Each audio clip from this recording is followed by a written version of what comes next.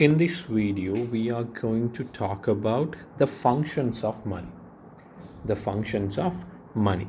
Before moving on to the topic functions of money, right?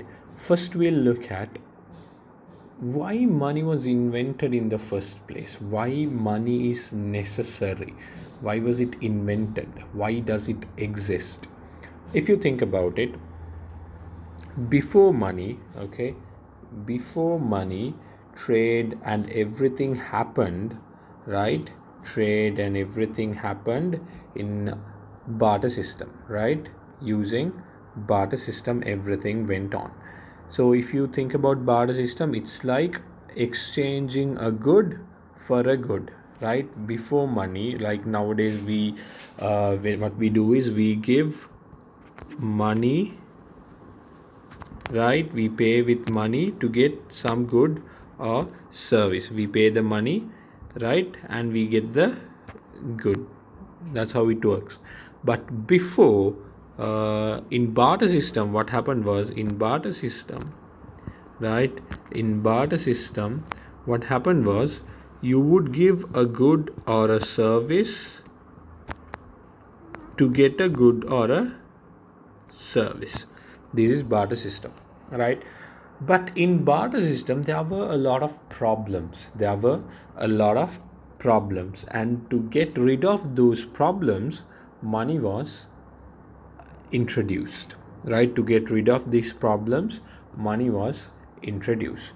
So if you think about it, there were lots of problems. One of those problems, right? One of those problems is the lack of dual coincidence, right?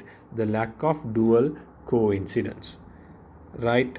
That means when you trade, right? Let's say when you trade, what happens was, let's say you'll be trading goods or services with goods or services, no, in barter system. So at that time, what happens is, let's say you have carrots. You are a carrot farmer, so you have carrots, and you are looking to buy eggs. You need or you want eggs. Now, what should happen is, if you think about it, carrot is not a commonly accepted exchange medium, no, right? You can't say everyone is looking for carrots, right? So in that sense, if you find a person who has eggs, let's say you go out to the market and you find a person who has eggs, but you can't buy the eggs, right?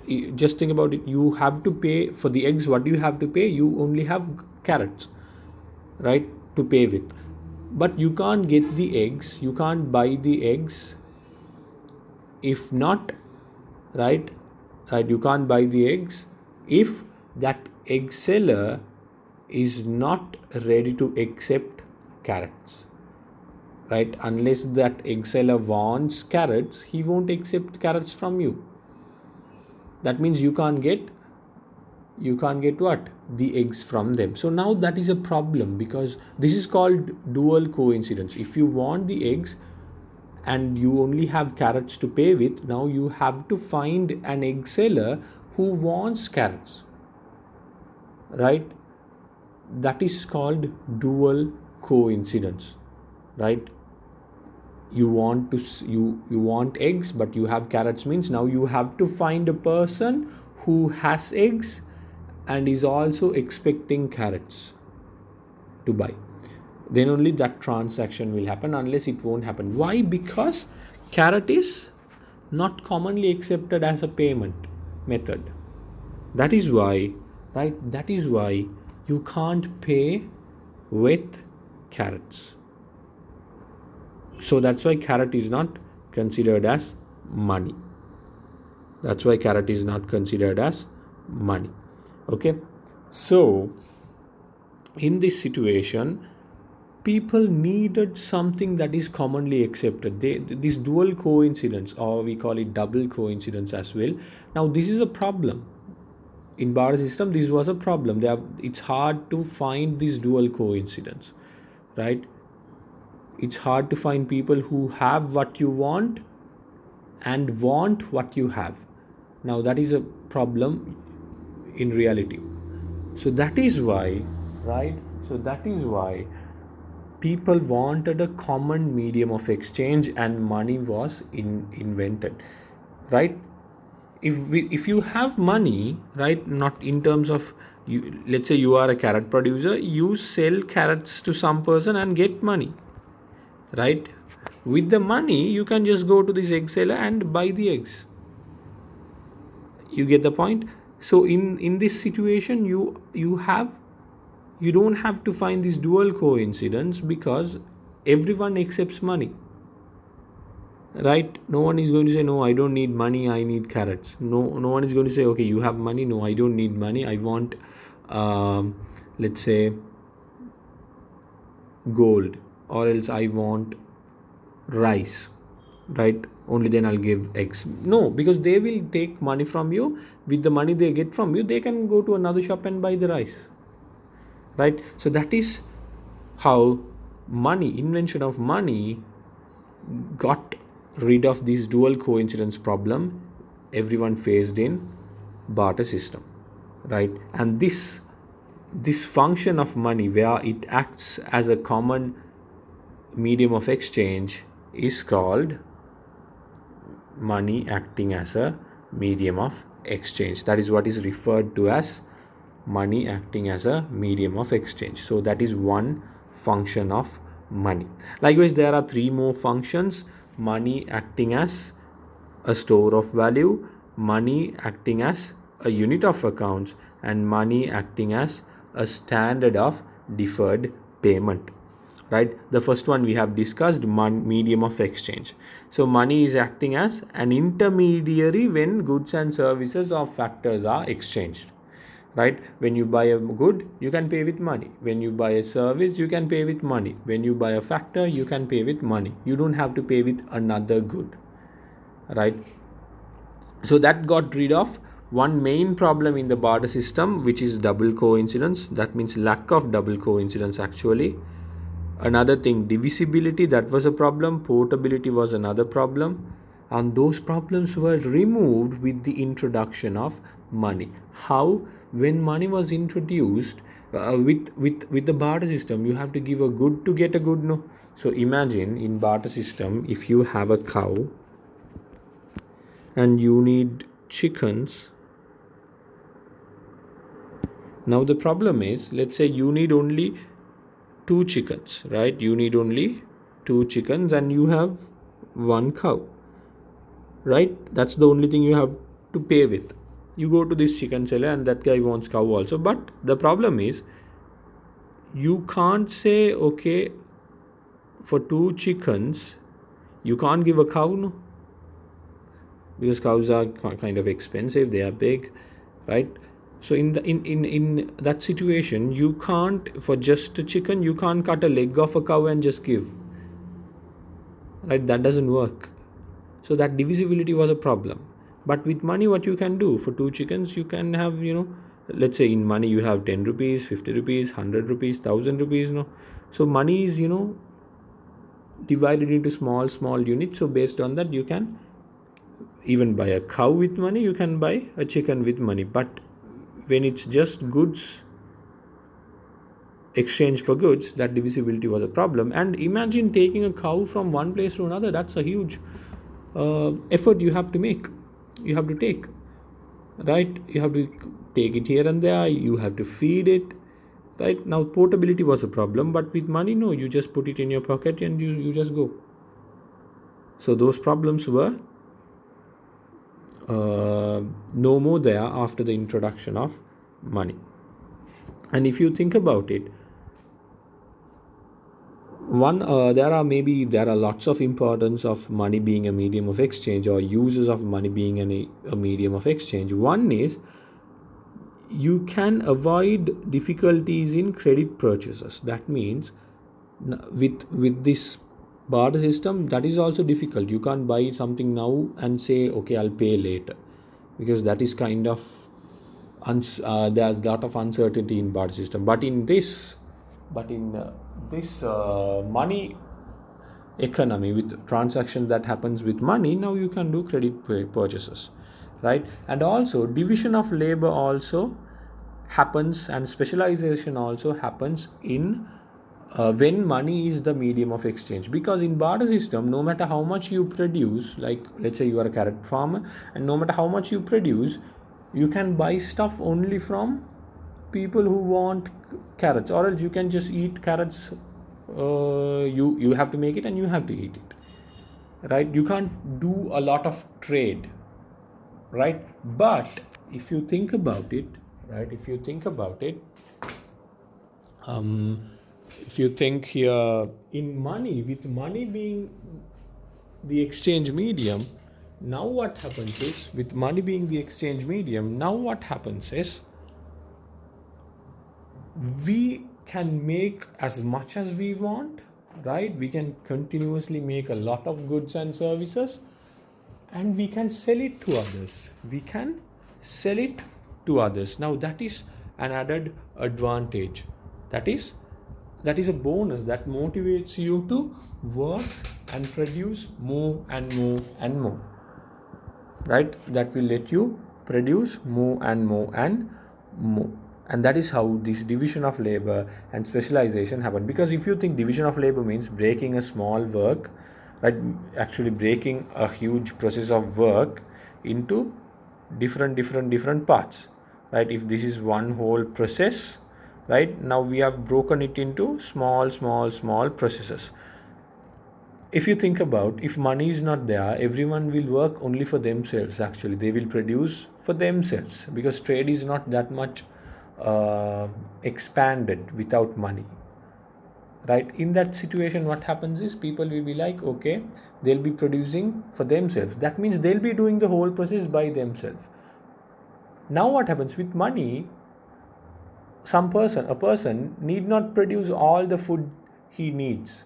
He can only produce carrots only, right? He doesn't have to produce chickens, carrots, potatoes and everything. He doesn't have to produce for himself. What he can do is, he can produce only carrot if he is good at that, and keep on producing carrots and buy everything else with money. So that is how money as an exchange medium expands division of labor and specialization and expansion of economic activities. Now, like I said, with money, now trade can happen in a better way, right? In barter system, there were lots of shortcomings, but with money, trade can happen in a better manner. So that is that. And how money solved the problem of absence of double coincidence, I just explained that. You can just read through this. I just explained it already. You can just read through this and understand that. Okay. And the second function is store of value. Imagine you are a potato farmer. You have potatoes, or else let's say tomatoes, right? You are a tomato farmer. So that's what you have tomatoes with you. So now what happens is, let's say you have around 200 kilograms of tomatoes. Now the problem is, that is actually valuable. There's a huge value to tomatoes. 200 kilograms of tomatoes is a huge value, right? You have in stock. But the problem is, you can't store that value for a long period of time. There's a problem, right? You can maybe store it for a week, or else if you are going to store it, you'll have to spend a lot of money. You need a refrigerator, you need something to keep it fresh, right? But in a week, it might get rotten. You lose the value. So people, it's hard to store value in that stock, in a form of tomatoes, or in the form of tomatoes. You can't store value, right? But now that's a problem. But if you are a tomato farmer, with money, what you can do is, you can sell these tomatoes, right? You can sell these tomatoes, and let's say 1 kilogram of tomato is 50 rupees, just for example, 50 rupees. Now that means you can sell these 200 kilograms and get 10,000 rupees money. Now this money 10,000 rupees, can be stored for a long period of time, right? So money is in this case, money is acting as a store of value. Money is acting as a store of value. Okay, so that is that. I hope you got that point. And if you think so, that is the store of value function of money. That is the store of value function of money. And if you look at the next one, a unit of exchange, right? Money acting as a unit of exchange means, now the thing is, what happens in barter system, another problem we face is, let's say in barter system, one problem we face is, let's say you have a cow, okay, one cow. Now there's another person having chickens. Now you want chickens, but you have only one cow.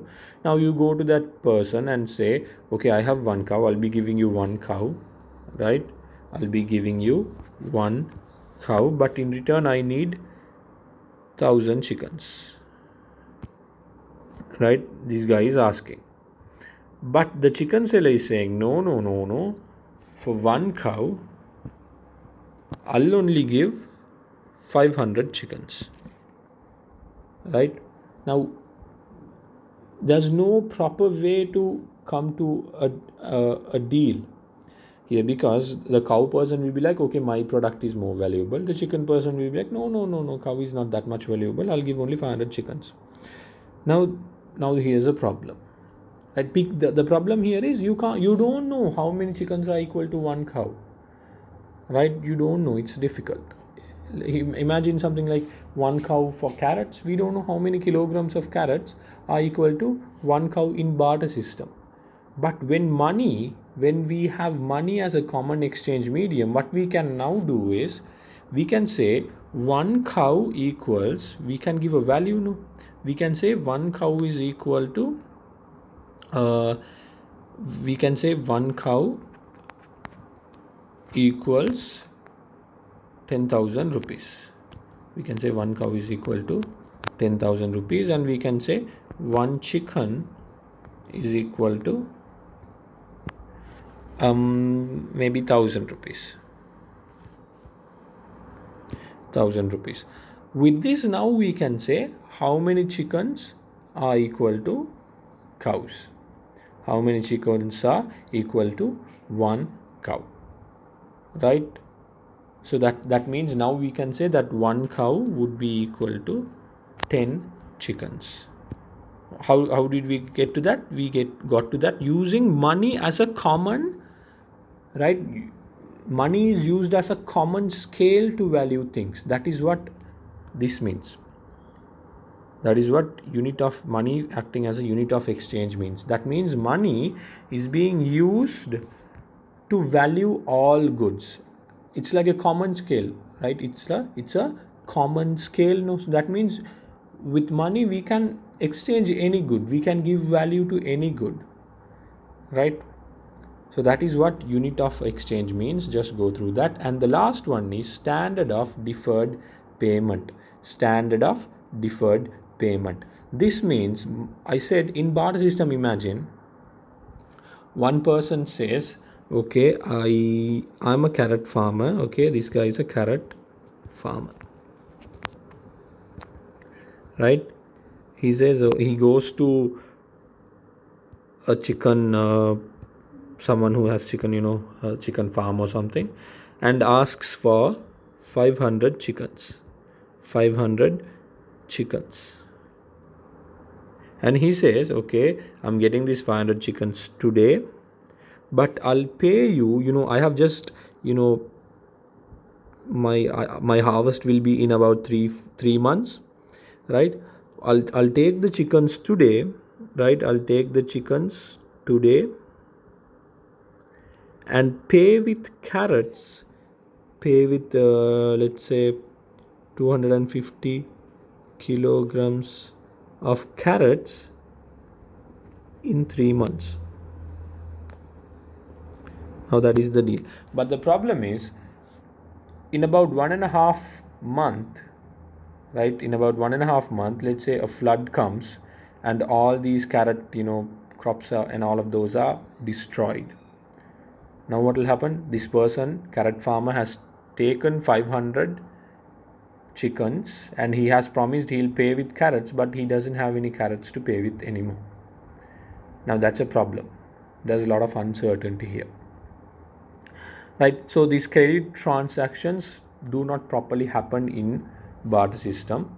But if you think, let's say, but with money, now what happens is, let's say this carrot farmer goes to this chicken the person who owns these chickens and all. From them he asks for 500 chickens, says, okay, I'm a carrot farmer, once my harvest is done, I'll settle the amount, right? I'll settle my debt.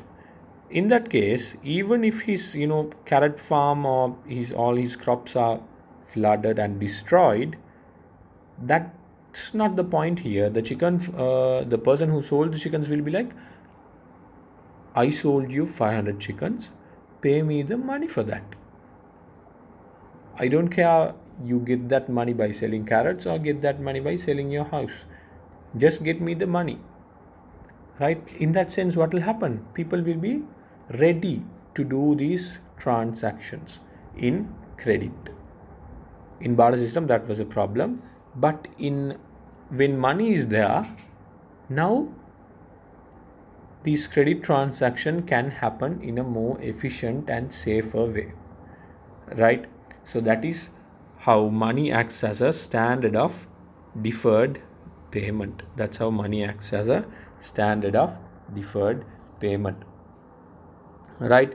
So that is another function of money. That is another function of money. In this, you can see, for money to be good money, we already studied that one feature it should have is, it should be stable. The value of money should be stable, right? The value of money should be stable. For this also, for this money to act as a standard of deferred payment, again, to be a good standard of deferred payment, money's value should be stable, right? Money's value should be stable, because today when you buy something, you are agreeing, okay, I'm buying this today, I'll pay you 1,000 3 months later, right? 1,000 3 months later. If money's value drops, let's say today's 1,000 will never be equal to 3 months later 1,000 rupees value, right? Because money's value always goes down. In that case, if that happens, people will be like scared to do transactions in money also. Why? Today we are agreeing to get 1,000 rupees, but 1 month later you will be getting, in the face value, in the currency you get, it will say 1,000 rupees, but the actual value of that currency would be less than 1,000 rupees. So we'll study about that value of money and all later. For now, for money to act as good money, to do all these functions as properly, it should have a stable value. If it doesn't have a stable value, now it won't act as good money, right? So we studied about 4 functions of money. Money acting as a medium of exchange, money acting as a store of wealth, money acting as a unit of account, money acting as a standard of deferred payment. So acting as a medium of exchange means it is an intermediary in exchange of goods and services. Store of wealth means you can store value in terms of money, right? If it's 10,000 you earn, you can store that in terms of money, right? That 10,000 wealth can be stored in money itself. Acts as unit of account, that is, money is used to give value to products. Money is used as a common platform, as a common scale to give value to products, which helps you to compare values of 2 or 3 different goods, because you are comparing them using money. And money acts as a standard of deferred payment. This is money acting as a standard of deferred payment, means money being used as a standard in credit transactions. So that is that 4th function. So these are the functions of money.